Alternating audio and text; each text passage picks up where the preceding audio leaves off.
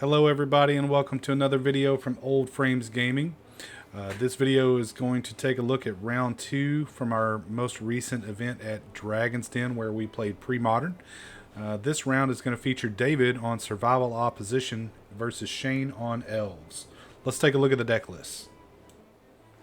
Okay, and here we have Shane's Elves list in front of us again for round 2. We've got Survival of the Fittest being at the forefront here, leading the charge against the field. We've got a full play set of Finehorn Elves, Quirion Rangers, Priests of Titania, Wirewood Symbiotes, and Llanowar Elves. A couple deranged Hermits in there just for some craziness. And then several one-ofs, including Masticore, Anger, to get that haste. And then a couple of Wall of Blossoms for some additional card draw on top of the Multani's Acolytes. And Shane is playing Yavimaya Granger to help him search up some of his basic lands and get those into play and create a little bit of ramp. Out of the sideboard, the notables here are going to be Call of the Herd as 3 of. That card was just absolutely devastating against me in round 1. I had no way to deal with those. So let's take a look at David's Survival Opposition list and see how it matches up against this. So here we have David's Survival Opposition list, which appears to be kind of a control deck of sorts. This deck utilizes things like Winter Orb and Opposition and Tradewind Rider in order to help control the board, alongside things such as Masticore and Genesis for recurring your creatures out of the graveyard until you can get into a board state where you can finish your opponent off. This also utilizes Survival of the Fittest and Squee Goblin Nabob in order to find those silver bullet creatures. Things like Deranged Hermit can put 9 power creatures on the board for just 5 mana initially, plus the 5 on the Echo. And that might be enough to finish off an opponent right on the spot. David's sideboard has some anti-red things in it like Hydro Blast and Chill. He's also playing a transformative sideboard of sorts and can transform this deck into full English breakfast. And please don't ask me how that deck works because I have no idea. But I'm sure someone in the comments would be happy to explain that process to us. So with that said, let's take a look at the gameplay and see what happens. Alright, so we're joining our players here as they're going to roll some dice and determine who's going to go first. I didn't catch all of that, but I believe that David is going to be on the play in Game 1. He is going to be on the right-hand side of your screen with the Mox Diamond playmat. And Shane is going to be on the left playing on the Gaia's Cradle playmat, which is very, very fitting considering he is playing 4 of those. So these players are going to draw their initial 7 and kind of see where we land. Both players thinking it over here a little bit. Looks like they're going to both keep, and David is going to open up on a forest and pass the turn. Shane's going to play his own forest and land a Finehorn Elves and pass the turn back over to David. So we found an island, a snow-covered island, and we're going to play Survival of the Fittest. So we're looking to get things going pretty quickly here. That's a good way to start the game. Shane's going to find another forest, but we're unsure what to play. He must have a pretty good hand if he's this deep in the tank about it. Ah, he's found his own Survival of the Fittest. How about that? And he's going to pass the turn back over to David. Alright, so we got some options available to us here. We're going to lead off with, I believe, a Wall of Roots. That's an alternate art card. Pretty cool in foil. We're going to add one more green. And we are going to cycle that that card there to our Survival of the Fittest and go searching.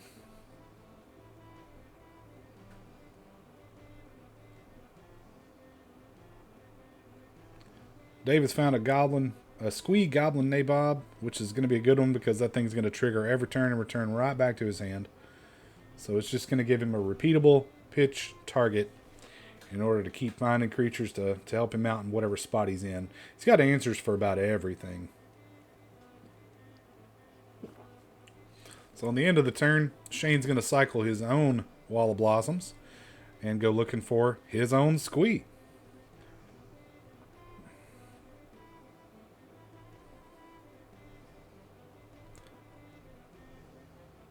Alright, we're going to add Squee to our hand here and start our turn by discarding Squee to Survival of the Fittest. We're going to go searching up something else again.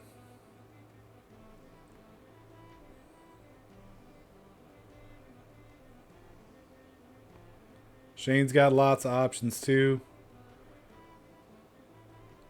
Alright, we found a Wirewood Symbiote.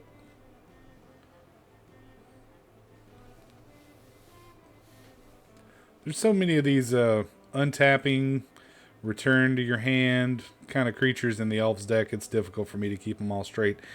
If I remember correctly, I believe that the Symbiote lets you return a green creature to your hand or an elf creature to your hand. If I'm wrong, please correct me in the comments. I'd love to hear from you. So David's found that Wirewood Symbiote, and we're going to play a Quirion Ranger for the turn. And then we're also going to add the Symbiote to the board. And passing the turn back over to David, it looks like. So David's going to untap. That Squee is going to return to his hand. We're going to add another counter to the Wall of Roots and discard that Squee and go looking.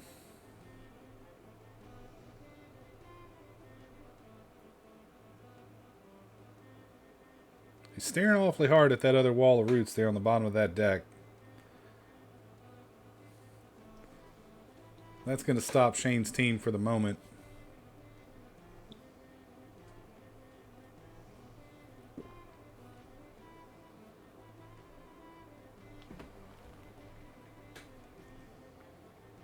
We're still looking, though.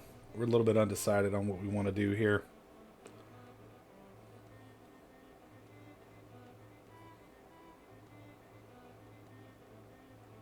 We pulled something to the front. Looks like it's going to be a Bird of Paradise. So it looks like David may have a little bit of trouble drawing into his lands. So we're trying to ramp our mana base just a little bit. So that bird is going to help out on that, as well as the color fixing that we need.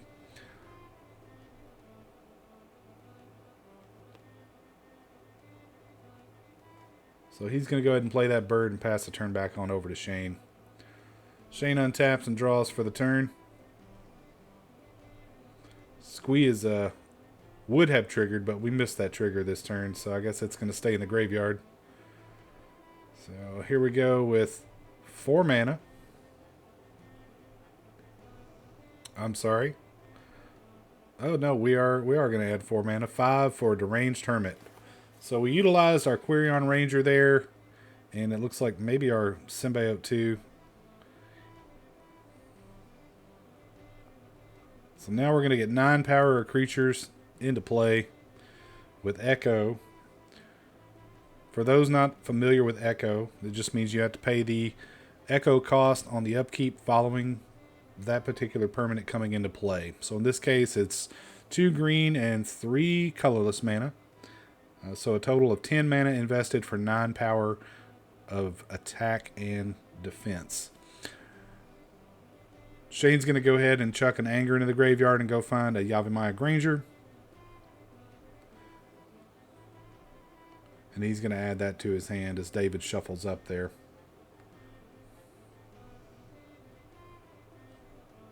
So Anger is going to give everything haste, which is typically pretty bad news. So now we have 4/2/2 hasty squirrels, but he's not going to attack this turn.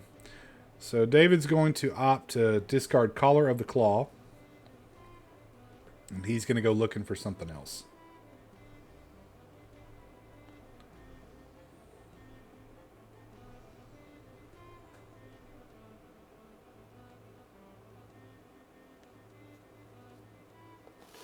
With so many targets to choose from, it's going to take a while.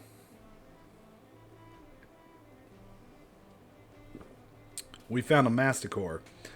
So if David can find some way to generate a lot of mana really, really quickly, that thing could probably take out the entire board. You only have to invest 2 mana to deal 1 damage to a creature, and you can do that repeatedly. So on David's upkeep, he's going to add Squee back to his hand as it triggers. And then he's going to draw his card for the turn.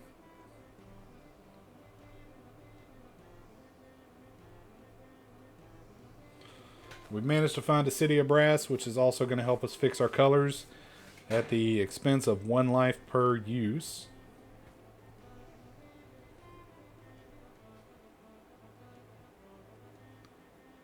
So it looks like we've got a total of 5 mana available to us right now.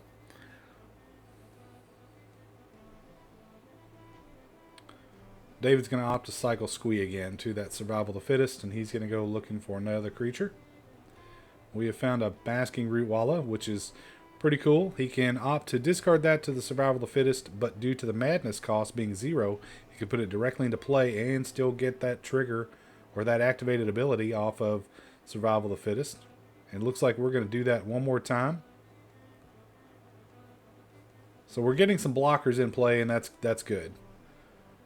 And it looks like we're going to cycle one more, or are we going to play it? We're going to play Birds of Paradise now.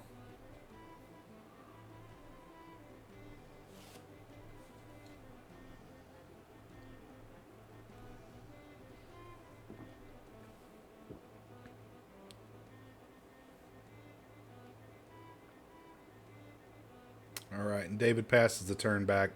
At the end of the turn, Shane is going to activate his Wirewood Symbiote.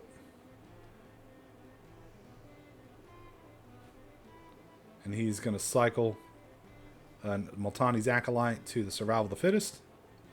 And he's going to go looking for another creature.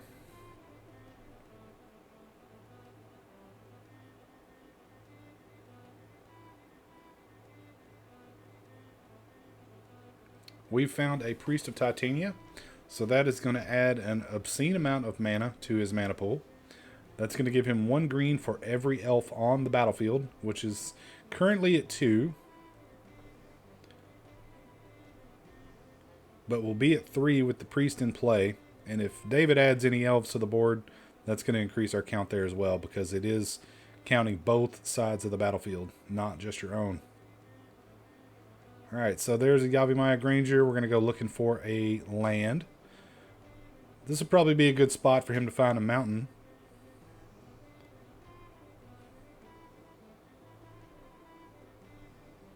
There we go. So that mountain's going to come into play tapped. Shane's going to shuffle up and present a cut.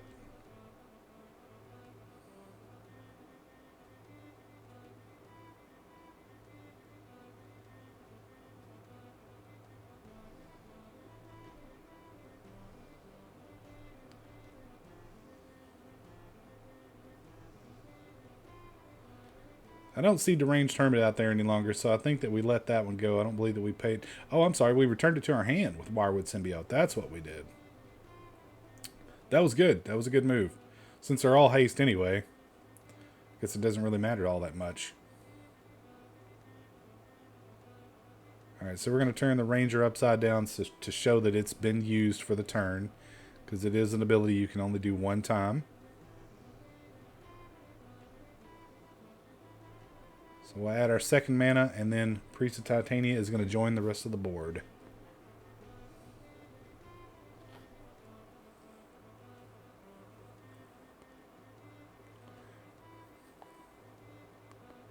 There's 5 more mana for another Deranged Hermit. We're going to add 4 more Squirrels. They're all going to come in as 2/2s. So we now have 8 2/2 Squirrels with haste.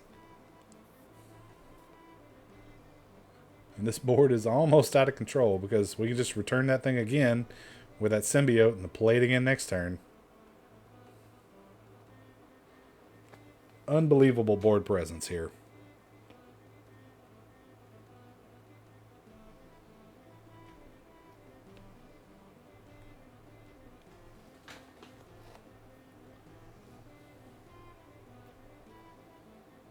We're weighing our options on the attack. And Shane is going to send the team. That is 18 damage coming in. So we're going to put 1 Rootwalla in front of that. And it looks like we're going to take 16 damage, everybody. So David's going to go on down to 3.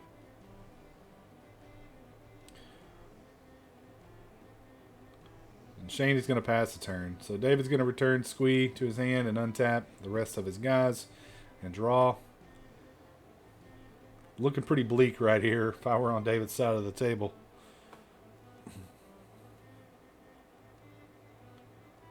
So we're going to add a forest to the board. We need something like a hibernation or an evacuation, something. So we're going to use the last counter on that wall of blossoms. We're going to add Masticore, and then we're going to scoop it up and go on to game 2. So David said, "I've had enough." All right, everybody. We're going to give these players an opportunity to sideboard, and we'll join them in game 2.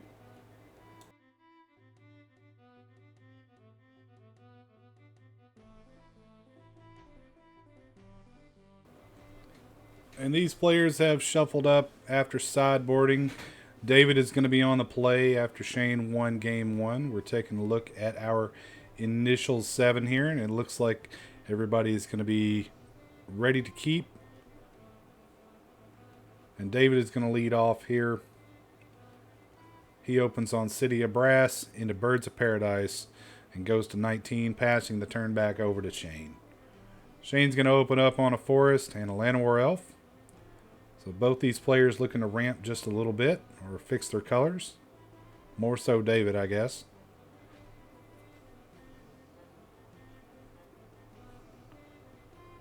Alright, David opts to add 2 mana to his mana pool. He's going to go to 18. And we're going to add a Wall of Roots to the board, as well as a Gaia's Cradle. That's going to add 2 green to his mana pool for a Wall of Blossoms. And he's going to draw a card off the trigger when that hits play. And he's going to pass it back over to Shane. Shane draws for the turn and finds another forest. So we've got 3 mana available to us now. 2 mana for Survival of the Fittest. So we're looking to get that engine online. He's going to pass back over to David, who's going to find it appears to be a Birds of Paradise and another City of Brass in hand.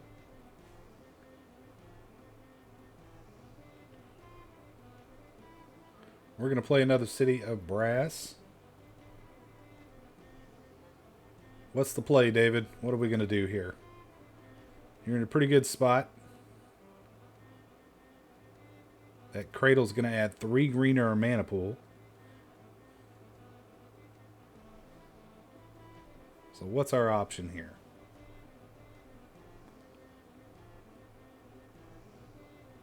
Alright. We add 2 to our mana pool. We're going to find another Wall of Blossoms and draw a card. It's a pretty good way to lead off the turn. And he's going to pass it back over to Shane, who's going to use Survival of the Fittest on his end step in order to cycle Anger to find something. So that's going to give all of his creatures haste once he gets a... I believe he has to get a mountain into play. And then have Anger in the yard. So we're going to find Squee.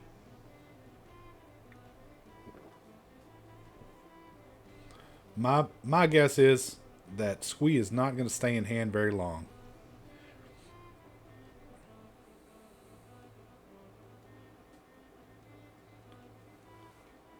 Alright, so getting the turn back from David. Shane's going to draw his card. Looks like he's got another forest he's going to play. I thought I saw a Finehorn Elves in hand. Of course, Squee triggered and returned to his hand. So we've got a few things we can do here. Are we going to build the board on out? We're going to add 2 mana. Alright, so there's a Finehorn Elves and a Finehorn Elves. Alright, so we've ramped quite a bit now.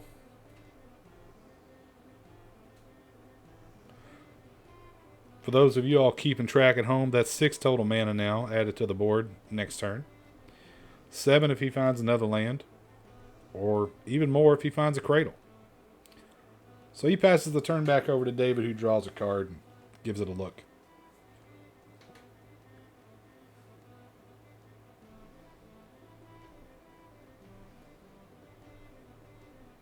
There's a lot of moving pieces in David's deck, so I'm curious to see how this is going to shake out.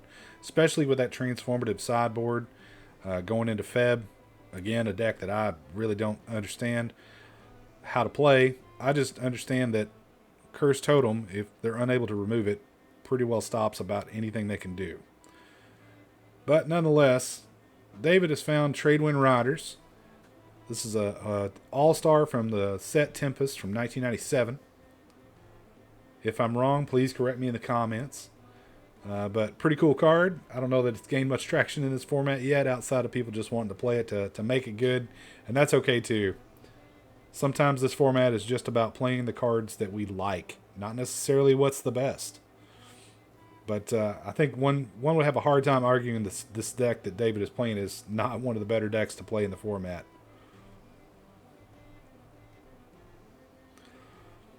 So Shane here has got the turn back, and he has opted to cycle that Squee Goblin Nabob to the Survival of the Fittest. And he's going looking for the Yavimaya Granger, which I would be willing to bet is going to find that mountain in order to turn haste on for everything he plays going forward. He's got to find some kind of way to deal with his Tradewind Rider, or it's just going to keep bouncing his creatures over and over and over.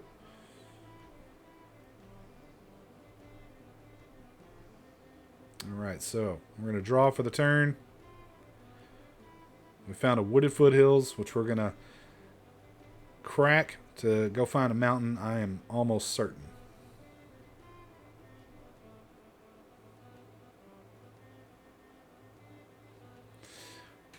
Shout out to Shane for the artwork on these basic lands. Those unglued lands are phenomenal. They really are. So we're going to cycle that Yavimaya Granger. We're going to find a Masticore.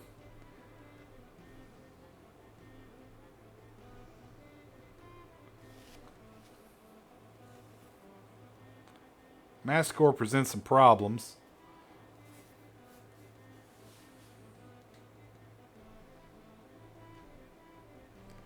Looks like we're going to go ahead and play that Masticore. It has haste. Now we've satisfied the requirements. Alright, so two mana to deal 1 damage to the Quarion Ranger. It is going to the graveyard.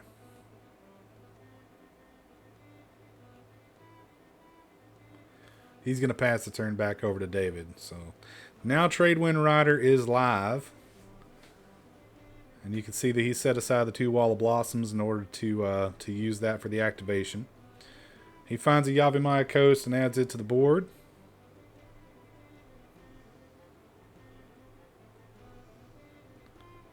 So now we're going to bounce that Masticore. David's going to tap this Gaia's Cradle for an obscene amount of mana. He's going to play a Deranged Hermit of his own.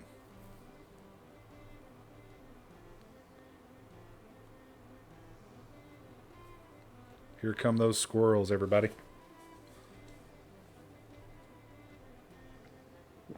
And with that, he passes the turn back over to Shane. Shane's going to draw for the turn. Going to find another Wooded Foothills, which we're going to go ahead and crack. We're going to go down to 18. Likely going to find a forest here. There it is.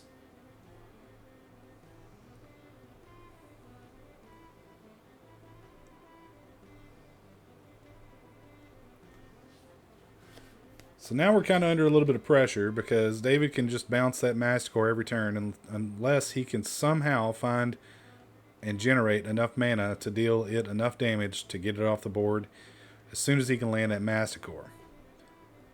Alright, so now David has played a Mystic Snake. This is a pretty cool creature. It's a 2/2 with Flash that counters a spell when it comes into play. It's an oldie but goodie out of Apocalypse, I believe. And one of the more sought after cards at the time.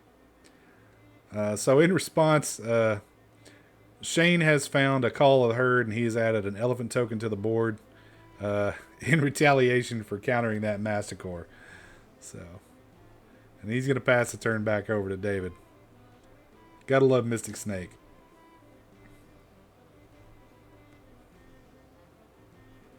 So now we're going to add another obscene amount of mana to our mana pool to satisfy that Echo requirement on Deranged Hermit. We're We're going to draw a card for the turn. And how about that artwork on Gaia's Cradle? I don't remember what language that is. I can't remember if it was Japanese or if it was Chinese, but just a beautiful piece of cardboard.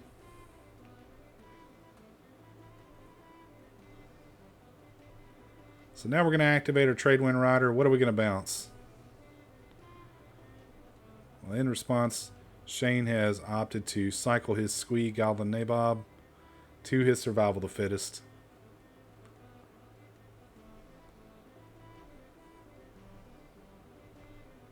We found a Deranged Hermit of our own.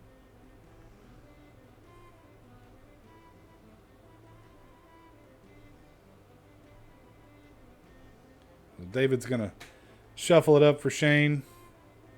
And then we're going to get back to business.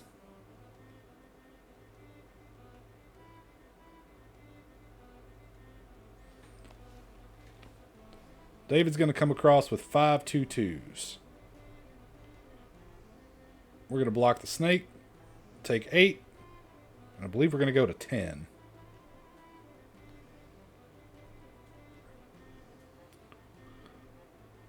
And David plays, I believe, a Goblin Sharpshooter, which is pretty interesting.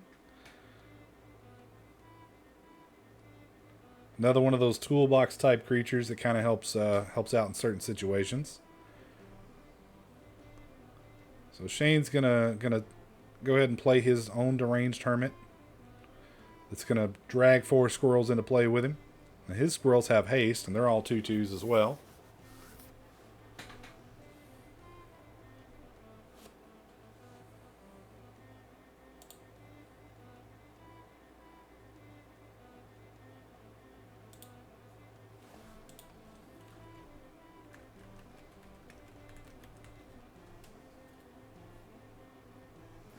I apologize. I am wrong. Those squirrels are now 3/3s because that is a symmetrical effect. So he's coming in with a lot of damage now because all his creatures have haste. So David's going to opt to take out the opposing Deranged Hermit with one of his own. We've still got a lot of power coming across.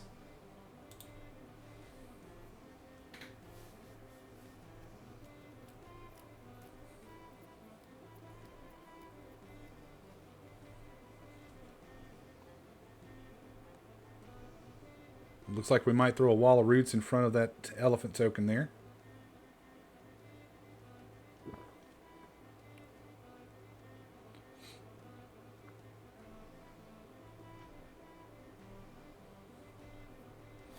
And I think we're counting up our damage.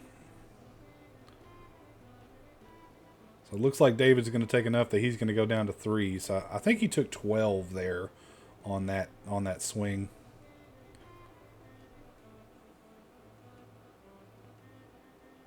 So we got David at 3 and Shane at 10. Shane is going to pass the turn here shortly.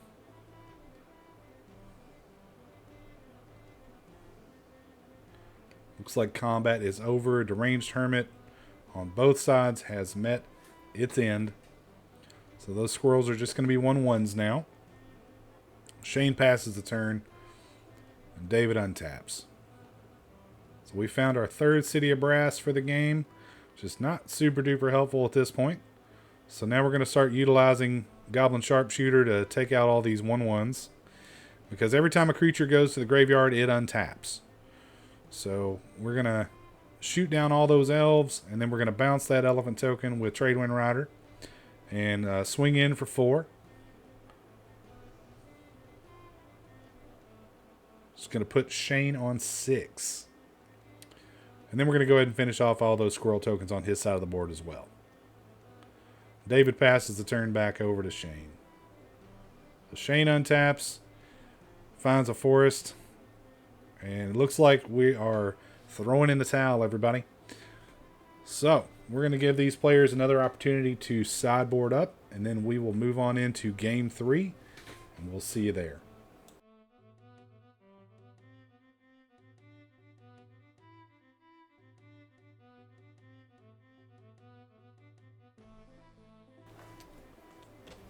All right, we're joining our players in game 3 here.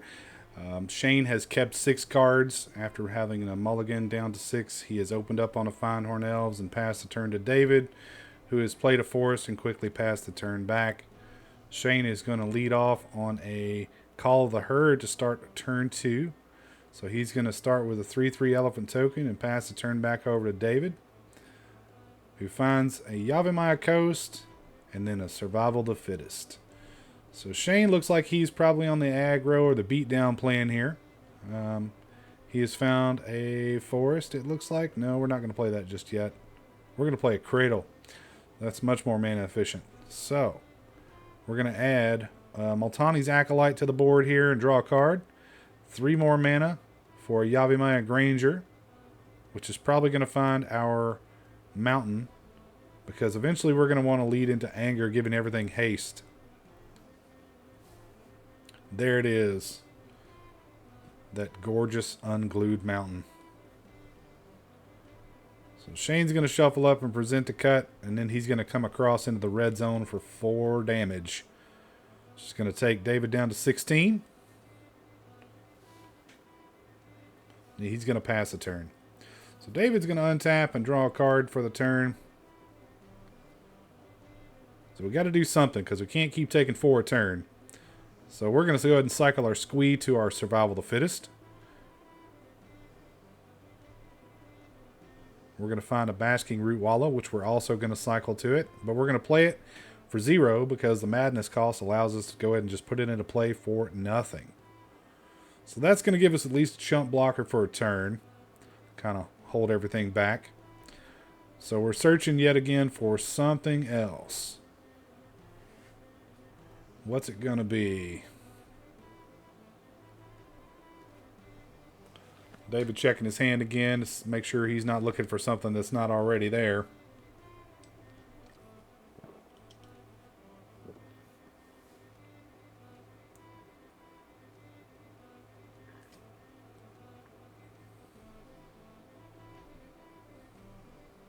We're still searching, everybody. It was a tough night.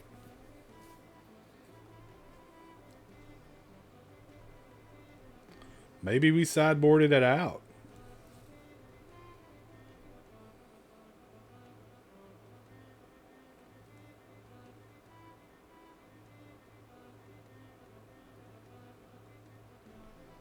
No, we're going to settle on another Basking Root Wallow. We're going to add it to hand. We found a Gaia's Cradle. So there's 1 green.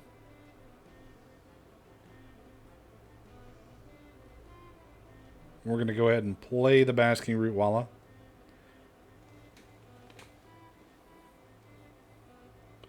Oh, I'm sorry. We cycled the Basking Root Wallow and to the Survival of the Fittest to go find a Wall of Roots. Okay, I see what we're doing. Not bad. He presents to Shane to cut and then passes the turn.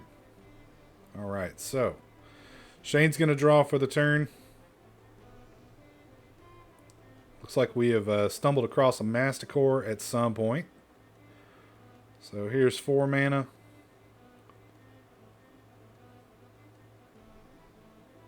Yep, we got 4 mana. That makes 5.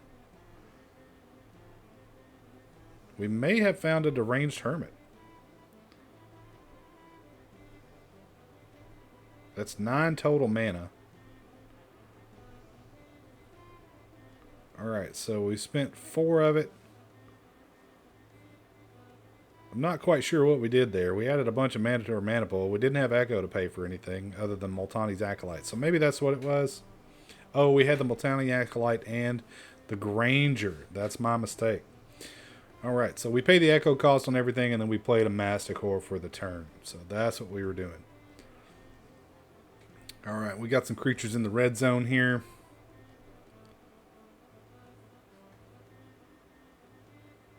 David's looking this over to see how he could properly defend against this. If at all.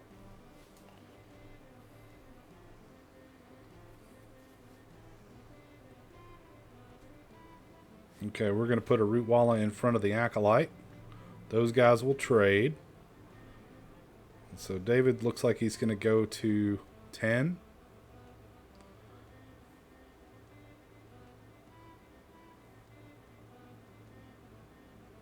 All right, Shane passes the turn back.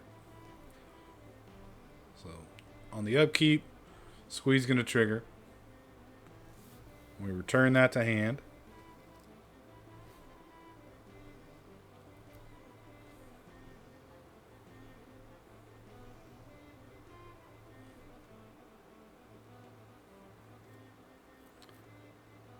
We've got some things to consider here,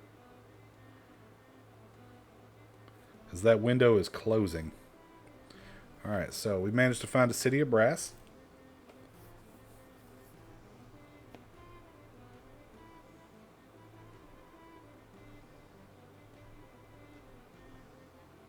We're stacking our mana up here. So what do we got going on? So we're taking at least 1 damage here. Oh, no, we took 2. Okay, so that is Volrath's Shapeshifter. So that creature is an 0/1, but if the top creature of your graveyard happens to be a creature, it becomes a copy of it. So you can also pay, I believe, 2 and discard a card to it, or maybe discard a creature card to it. So currently, Volrath's Shapeshifter is it was a Squee. Now it's a Phyrexian Devourer. So this allows David to combo kill. This is the Feb side of this, or the full English breakfast. So if my recollection is correct, what he can do is he can mill cards, and once the power of Phyrexian Devourer reaches 7, a sacrifice trigger goes on the stack for it. However, you can keep responding to it in order to keep milling cards. But what he's going to do here, likely, is mill until it gets an obscene amount of counters, and then he's going to discard the Triskelion and do a ton of damage by way of removing counters from Triskelion to deal damage directly to Shane. So we're going through the motions here, counting up all of the pips in the mana cost, and it looks like we probably got enough to do it at this point to deal 20.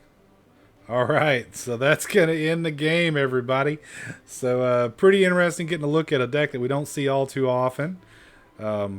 Actually, 2 decks that we don't see all too often. Elves is a rare occurrence for us down at Dragon's Den, but a good one to watch nonetheless. So a great game from these guys. Awesome cards, beautiful artwork, awesome gameplay. Thank everybody for tuning in. For anyone who's here that's new, thank you for swinging by. For those of you who are returning viewers, we appreciate your support. If you like this kind of content, I would ask that you like and subscribe to help us get these videos out there. For those who want, there will be links in the description for Dragon's Den if you want to check these guys out. Awesome shop. Shout out to everybody who helps out down there. Thanks again, everybody, and we'll see you in round 3.